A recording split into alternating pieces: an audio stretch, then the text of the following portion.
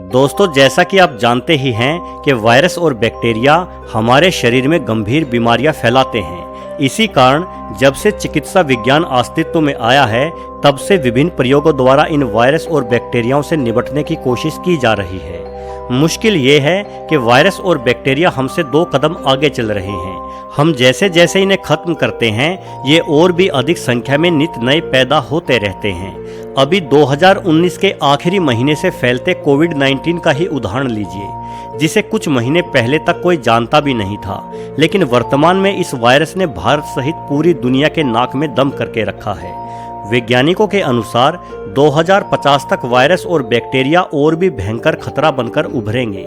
इसके पीछे कारण होगा बदलती जलवायु और प्रदूषण, या फिर चोरी छुपे दुनिया भर में बन रहे जैविक हथियार। यानी आने वाले भविष्य में बीमारियां और भी गंभीरता से फैलेंगी।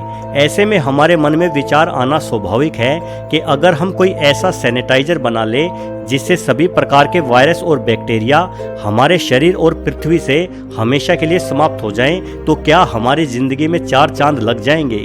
क्या हमें सदा के लिए घातक बीमारियों से छुटकारा मिल जाएगा? चलिए आज के वीडियो में इसी बारे में जानते हैं। दोस्तों, आप ये जानकर हैरान होंगे कि हम इंसानों का शरीर हमारे खुद के तत्वों से ज़्यादा बाहरी तत्वों से मिलकर बना है। अमेरिकन सोसाइटी ऑफ बायोलॉजी के हिसाब से हमारी एक कोशिका पर 3 बैक्टीरिया चिपके होते हैं। यानी अभी आपके शरीर में 90 लाख करोड़ बैक्टीरिया मौजूद हैं। हालांकि ये इतने छोटे हैं कि इन सभी को आपके शरीर से निकाल दिया जाए तो आपके शरीर का केवल 2 किलो वजन ही कम होगा। लेकिन सिर्फ 2 किलो भारी इन बैक्टीरियाओं के बगैर हमारा जीना मुश्किल तो क्या नामुमकिन हो जाएगा, क्योंकि हमारे शरीर को फलों, सब्जियों और अनाज से जो फाइबर मिलता है उसे हमारी आंतों में मौजूद बैक्टीरिया ही पचाते हैं। साथ ही दूध और दही जैसे उत्पाद भी लैक्टोबैक्टीरियाओं द्वारा ही पचाए जाते हैं। यानी जिन बैक्टीरियाओं को हम अपना दुश्मन मानते हैं, अगर उन्हें पूरी तरह से खत्म कर दिया जाए तो ना ही हम फल, सब्जियां या अनाज पचा पाएंगे और ना ही दूध, दही या मिठाई वगैरह का स्वाद ले पाएंगे। यानी कि जो भी खाना हम खाएंगे वो हमारे पेट में ही रखा रहेगा। हमें उस खाने से कोई ऊर्जा नहीं मिलेगी, जिसके चलते हम इंसान जल्द ही पृथ्वी पर इतिहास बनकर रह जाएंगे।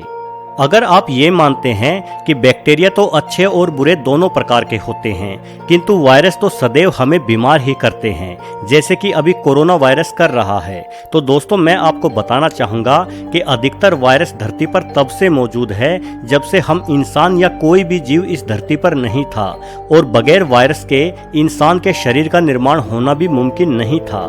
दोस्तों, वास्तव में वायरस एक कंप्यूटर प्रोग्रामिंग की तरह कार्य करते हैं। कुछ वैज्ञानिक वायरस को सजीव तो कुछ इन्हें निर्जीव मानते हैं। उदाहरण के रूप में वायरस की तुलना बेहतर तरीके से एक बीज से की जा सकती है।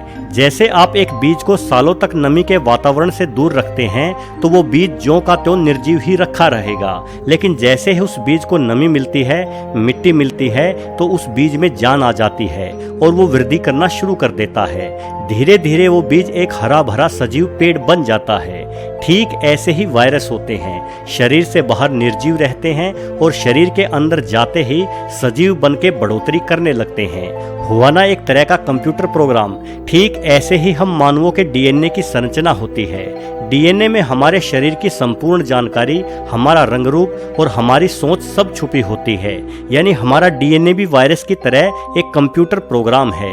जब वैज्ञानिकों ने सभी जीवों के डीएनए को बारीकी से समझा तो पता चला कि जीवों के डीएनए और वायरस में समानता कोई संयोग नहीं है, बल्कि हमारे डीएनए का एक बहुत बड़ा हिस्सा वायरसों द्वारा ही बनाया गया होता है।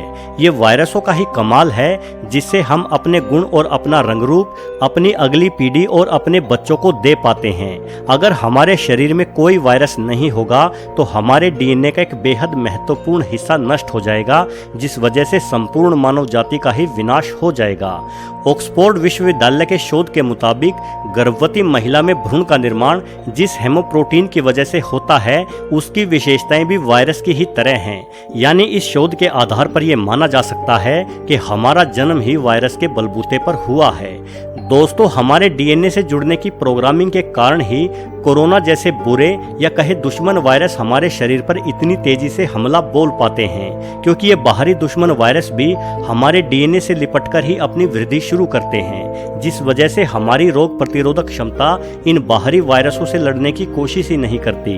हमारा शरीर इन्हें अपना ही अंग समझने लगता है और ये बुरे वायरस हमारे पूरे शरीर में फैलकर हमें बुरी तरह से बीमार करते हैं।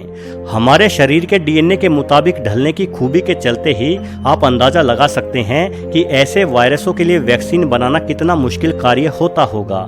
इसी वजह से दुनिया भर के शोधकर्ता कह रहे हैं कि कोरोना की वैक्सीन बनने में कम से कम 1 से 2 साल का समय लग सकता है। दोस्तों, ऐसा नहीं है कि सिर्फ हम मानवों और अन्य जीवों के शरीर के निर्माण में ही इन वायरस और बैक्टीरियाओं आदि की भूमिका है।